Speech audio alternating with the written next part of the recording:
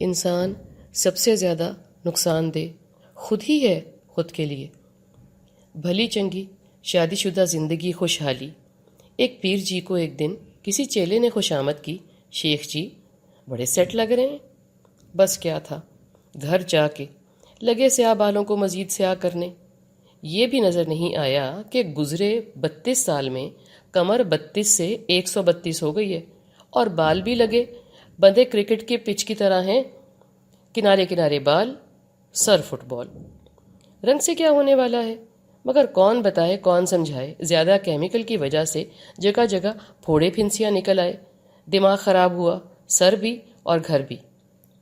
ایک اور میڈم کی سنیں، خوش باش ملازموں سے بھرا گھر، آرام اور چین کی زندگی، مگر گھر میں بہت ہی بوریت ہے، نہ بچوں کا کوئی کام، نہ کوئی گھر کا دھندا، نہ ہی کوئی عبادت کا شوق۔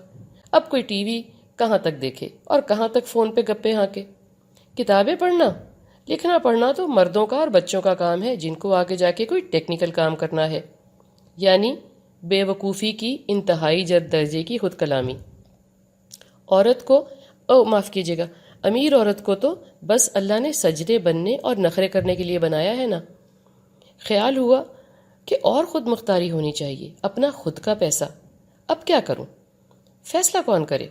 مشورہ تو کسی سے کرنا نہیں اور صلاح لینی نہیں، تو کوئی نوکری دیکھوں جو شایان شان بھی ہو اور کام بھی نہ کرنا پڑے، یا بہتر ہے کوئی بوتیک کھول لوں، پہلے سے ہی مشہور ہونے کا زوم، کوئی ایک سوٹ تو بکے، بس کماؤ ہونے کے نعرے، برابری کے فکرے، تکبر کا لہجہ، ہو گیا نا دماغ خراب، اور آخر کار گھر بھی۔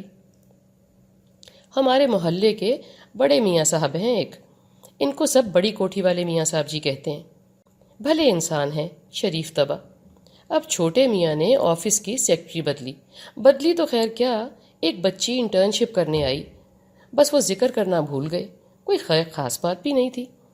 بڑے میاں صاحب کو سیکرٹری بی بی نے ایک دن کہا، سر آج آپ بہت اچھے لگ رہے ہیں۔ سر جی کوئی 65 سال کے اور سیکرٹری بی بی کوئی 19 سال کی۔ یہ بچی نئی سیکرٹری اور اس کا یہ جملہ زہریلی آئیوی کی بیل کی طرح سر جی کے سر کو ہی چڑھ گیا اور وہ جھلے ہی ہو گئے۔ دیکھتے ہی دیکھتے اس جملے نے سارے کے سارے میاں صاحب کو بما دل و دماغ اور ان کی بھرپور شخصیت کو ڈھانپ لیا، بالکل ہی ایسے جیسے آئیوی کسی دیوار کو ڈھانپ لیتی ہے۔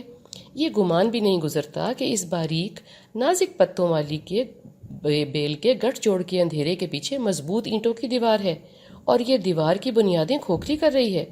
ایک اور ظلم یہ کہ یہ جو زہریلی ہوا یہ خارج کر رہی ہے، اس کے پاس سے بھی نہ گزریں، کہیں آپ اس ظالم اخراج کا نشانہ نہ بن جائیں اور کانوں کان خبر ہی نہ ہو۔ بہرحال جن دیواروں نے گرنا ہو، نازک بیلیں ان کا بہانہ ہی بنتی ہیں، جیسے کہ 19 سال کی بچی بلونگڑی کا معصوم سا بے معنی پانی کے بلبلے سا جملہ 6 فٹ کے 62 سال کے آدمی کی 10 کنال کی کوٹھی کی آہنی دیواروں کو دیمک لگا گیا۔ استغفر اللہ۔